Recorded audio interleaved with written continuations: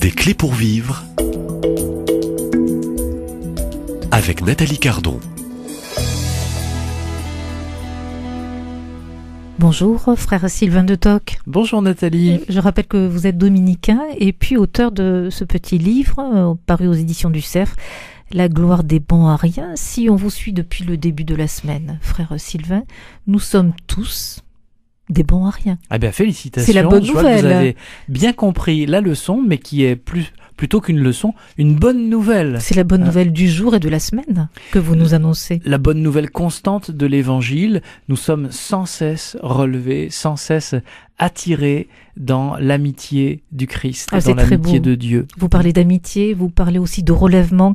Eh bien, une sainte qui est connue mondialement, Thérèse de Lisieux, oui, je crois que la petite sainte qui écrivait... La grande petite sainte. Oui, docteur de l'Église, docteur de l'Église sous le pontificat de Jean-Paul II. J'étais là à Longchamp quand il l'a fait, docteur de l'Église, en 97, au JMJ de Paris. Un grand moment. Vous vous rappelez, vous écrivez cette phrase bien connue, « Moi, si j'avais commis tous les crimes possibles, je garderais toujours cette même confiance ». C'est ça le génie de Thérèse. Quel est l'enseignement de Thérèse dans ces temps modernes d'aujourd'hui, à travers toutes ces crises que nous connaissons aujourd'hui? Le grand coup d'éclat de la petite Thérèse, c'est d'avoir compris, à une époque où on croyait qu'il faudrait être surhumain pour être aimé par Dieu et être accueilli dans la vie éternelle, d'avoir compris que peut-être que c'était le contraire au fond. Accepter d'être petit, accepter d'être un pécheur, pas pour être un pécheur, mais un pécheur relevé. Et j'aime bien l'image que j'utilise à la fin du livre. Thérèse, elle va inventer l'ascenseur du bon Dieu. Elle a compris que grimper les marches de l'escalier de la sainteté, c'est pas à sa portée, qu'elle est trop faible pour ça. Elle a compris aussi sans doute, comme quand on fait de la randonnée et qu'on doit grimper dans les montagnes, que voilà, le sommet n'est pas à sa portée, c'est trop haut, c'est trop dur. Oui, mais le bon Dieu, lui, il peut nous envoyer l'ascenseur.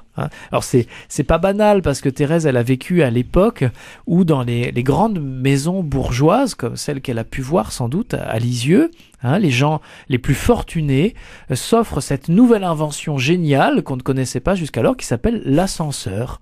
Le monte charge pour pouvoir tout à coup grimper plusieurs étages sans fournir aucun effort. Eh bien, elle va prendre cette image. Vous voyez, elle n'a pas peur de la modernité, Thérèse. C'est ultra moderne à son époque. Elle prend cette image, dit voilà, dans les cages à escalier là, des grandes demeures cossues du centre-ville, eh bien, on voit ces machines incroyables qu'on appelle des ascenseurs. Eh bien, avec le bon Dieu, c'est pareil. En Jésus, Dieu nous a envoyé l'ascenseur. Et il nous invite à monter dans l'ascenseur et à nous laisser soulever par lui. Le petit mot technique pour le théologien, c'est ce qu'on appelle l'assomption. Être assumé par, être porté par. Voilà, c'est ce qu'on célèbre le 15 août quand on contemple la gloire de la Vierge Marie. Elle a été assumée par Dieu, c'est-à-dire soulevée jusqu'à Dieu. Alors, la Vierge Marie, c'est une très grande sainte, c'est la reine de tous les saints.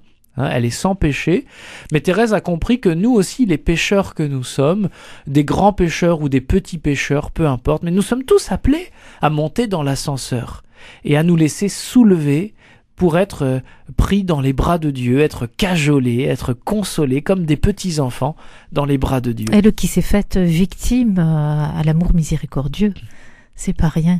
Alors, de Thérèse de Lisieux, revenons aussi sur une autre figure de sainteté, sous le pontificat cette fois-ci du pape François en 2015, c'est Sainte Mariam de Jésus crucifié. Oui. Sainte Mariam, surnommée aussi la petite arabe. Oui, voilà, une belle figure. Et vous écrivez dans cet ouvrage, la petite Mariam n'était pas théologienne de métier, mais elle y voyait plus clair que certains d'entre eux.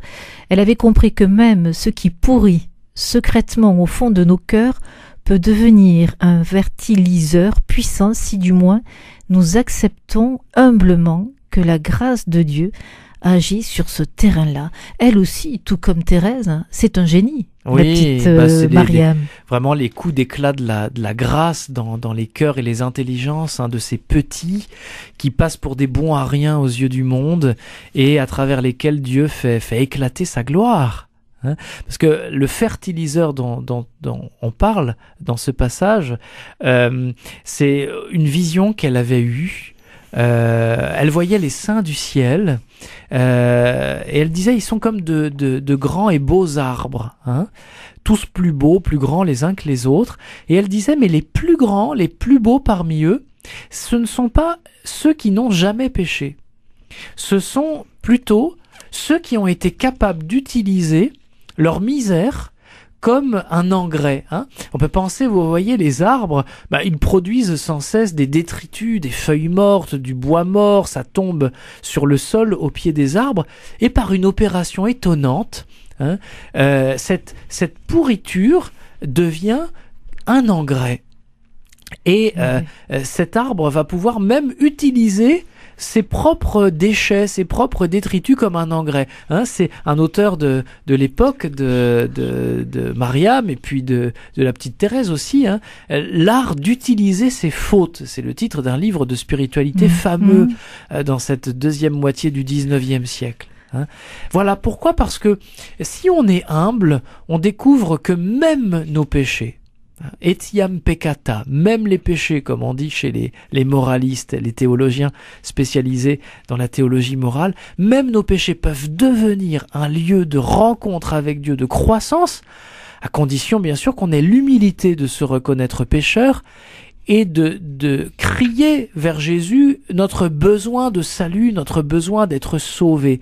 C'est ça l'immense misère spirituelle de l'homme moderne, c'est de ne pas avoir la simplicité des enfants qui reconnaissent leur petitesse, leur lieu aussi de chute, de misère.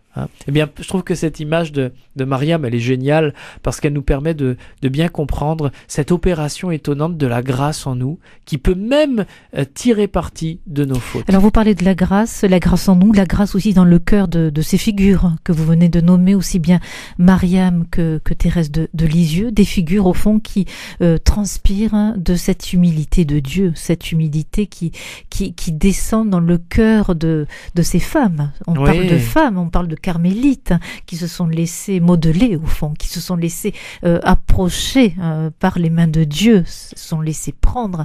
Au fond, le cœur de l'homme n'est pas assez humble, frère Sylvain de Toc. Sans doute, un peu trop pierreux, un peu trop gadouilleux, comme la grotte de Lourdes dont nous étions partis au tout début de la semaine. Et on peut terminer aussi avec ce lieu de la grotte de Lourdes. C'est dans des lieux de ce genre que, de toute évidence, le ciel se plaît à venir nous rencontrer. Vous savez, la grotte de Lourdes, elle était pleine d'éléments qui rappellent la mort, du bois mort, des os d'animaux. Et c'est pas sans rappeler non plus le sépulcre, le Saint-Sépulcre. Comment Jésus a transformé par sa Pâque, par sa résurrection, un tombeau, une tombe, un caveau, comment il a transformé cela en un lieu de vie, un lieu dont jaillit la vie.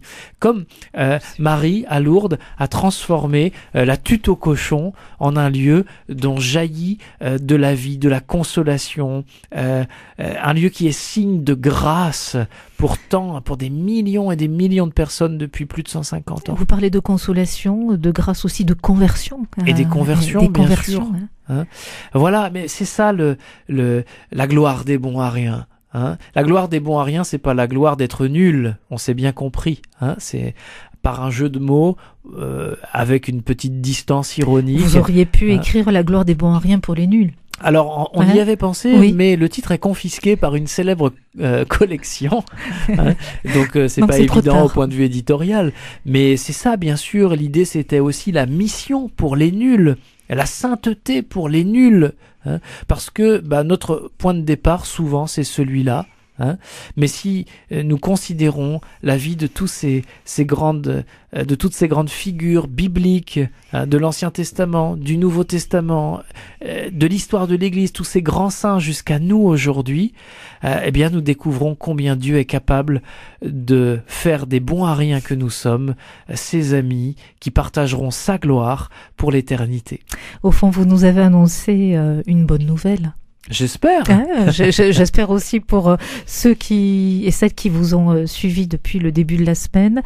Ce livre, eh bien, on peut se le procurer, on peut le lire. Il apaise le cœur. La gloire des bons à rien, paru aux éditions du Cerf. Et c'est vous, frère Sylvain de Toc, frère dominicain, enseignant à l'Institut catholique de Toulouse, qui était donc l'intervenant et au micro de ce rendez-vous. Merci et continuez donc vos missions, vos prédications. Au revoir. Merci Nathalie, au revoir.